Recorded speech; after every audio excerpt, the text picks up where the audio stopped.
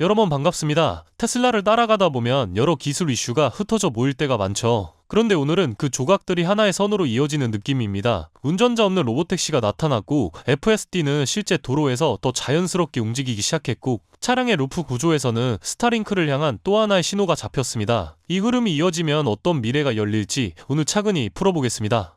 며칠 전 테슬라는 오스틴에서 운전자 없이 움직이는 로보택시를 실제 도로 위에 내보냈습니다. 그동안 여러 차례 언급되었던 세이프티 모니터 제거가 드디어 현실로 이어진 순간이었죠. 모델 Y 2대가 완전 무인 상태로 공공도로를 자연스럽게 주행하는 모습이 포착되었고, 머스크 또한 이를 사실이라고 인정했습니다. 이 장면은 단순한 테스트가 아니라 테슬라의 오랜 목표였던 로보택시 네트워크로 가는 길에서 본격적인 실전 단계로 들어섰다는 의미를 갖습니다. 그동안의 자율주행 테스트가 아무리 발전했어도 차량 안에 누군가 앉아 있었다는 점 때문에 완전 자율주행이라는 표현은 항상 조심스러웠습니다. 하지만 사람을 완전히 빼고 실제 도로에서 움직이기 시작했다는 사실 자체가 테슬라가 기술적으로나 법적으로나 한 단계 높은 문을 열었다는 신호로 보입니다. 이 움직임 하나만으로도 테슬라의 방향성은 이전보다 훨씬 선명하게 드러났습니다. 이 로보택시 테스트가 가능했던 배경에는 최근 배포된 FSD 버전 14.2125 업데이트가 자리하고 있습니다. 테슬라가 이번 버전에서 보여준 변화는 단순한 버그 수정이 아니라 실제 도로 주행에서 가장 중요하게 지적되던 부분들을 깊이 있게 개선했다는 점이 눈에 띕니다.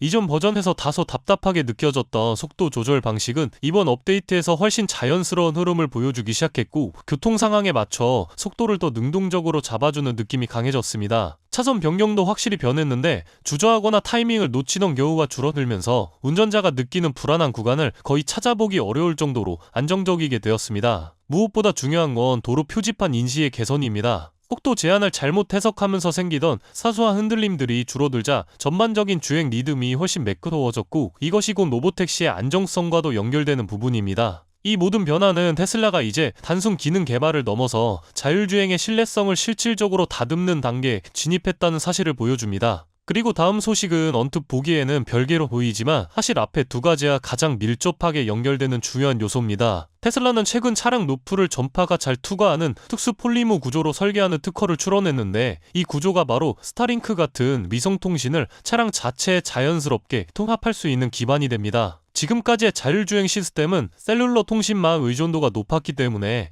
건물 사이의 음영 지역이나 도시 매각 같은 신호가 약한 곳에서는 연결 신뢰도가 떨어지는 문제가 항상 존재했습니다. 하지만 위성 기반 통신이 차량에 직접 통합된다면 로보택시가 어느 지역을 달리든지 끊김없이 연결된 상태를 유지할 수 있게 됩니다. 원격 모니터링, 실시간 데이터 송수신, 긴급 대응 등 자율주행이 반드시 갖춰야 할 요소들 역시 훨씬 안정적으로 작동하게 되겠죠. 테슬라가 이 특허를 지금 시점에 공개했다는 것은 자율주행 시대의 핵심이 결국 차량의 눈과 뇌뿐 아니라 끊김없는 연결성이 있다는 점을 정확히 알고 준비하고 있다는 뜻입니다. 이 세 가지 소식은 각각 따로 보면 그저 기술 업데이트처럼 보이지만, 흐름을 맞춰놓고 보면 모두 같은 방향을 향하고 있습니다. 하드웨어, 소프트웨어, 데이터 통신까지 테슬라가 모든 조각을 스스로 채워넣고 있다는 점이 오늘 특히 선명하게 보였습니다. 그래서 오늘의 흐름을 하나의 문장으로 요약하면 이렇게 말할 수 있을 것 같습니다. 테슬라는 단순히 자율주행을 개발하는 회사가 아니라 자율주행이 현실이 되는 생태계를 통째로 만들고 있는 회사라고요.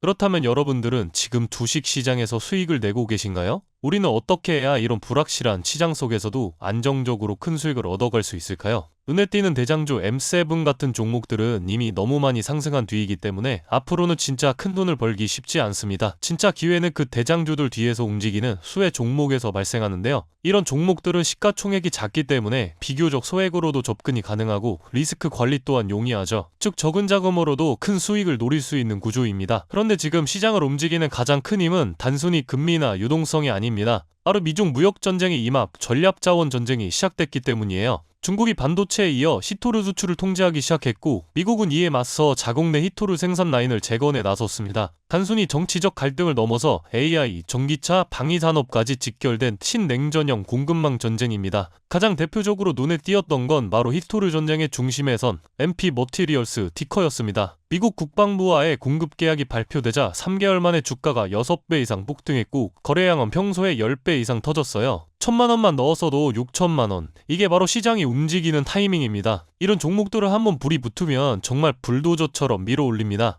왜냐면 시장의 자금은 테마에 몰리기 때문이에요. 하지만 여러분, 중요한 건 여기서 끝이 아닙니다. 한두 종목이 폭등하고 끝나는 이야기가 아니라 산업 전체의 판이 바뀌는 신호라는 점이에요. 키토르 전쟁의 불길은 이제 리튬, 니켈, 코발트 같은 2차 전지 원자재까지 번지고 있습니다. 이미 티코와 LAC 같은 대장은 너무 멀리 가버렸지만 그 뒤를 따르는 진짜 수혜주들은 아직 초입에 있습니다. 키토르 자석을 제조하는 기업이나 리튬 정제를 담당하는 2차 밸류체인 혹은 이 자원을 기반으로 한 방산 전기차 부품 기업들이요. 이런 기업들은 아직 시총이 작고 조금만 자금이 들어와도 급등 파동이 나올 수 있습니다. 테슬라나 엔비디아 같은 재무가 탄탄한 기업에 중심을 잡고 이러한 기업들의 분산 투자하셔야 보다 더 큰 수익을 얻어가는 겁니다. 지금 시장은 분명히 움직이고 있습니다. 하지만 대부분의 개인 투자자들은 이 거대한 판이 어디로 흘러가는지조차 모른 채 뒤늦게 따라붙고 있어요. 진짜 돈은 먼저 움직이는 사람의 몫입니다. 그래서 제가 이번에 직접 현재 이 전략자원 전쟁 속에서 가장 강하게 수급이 몰리게 될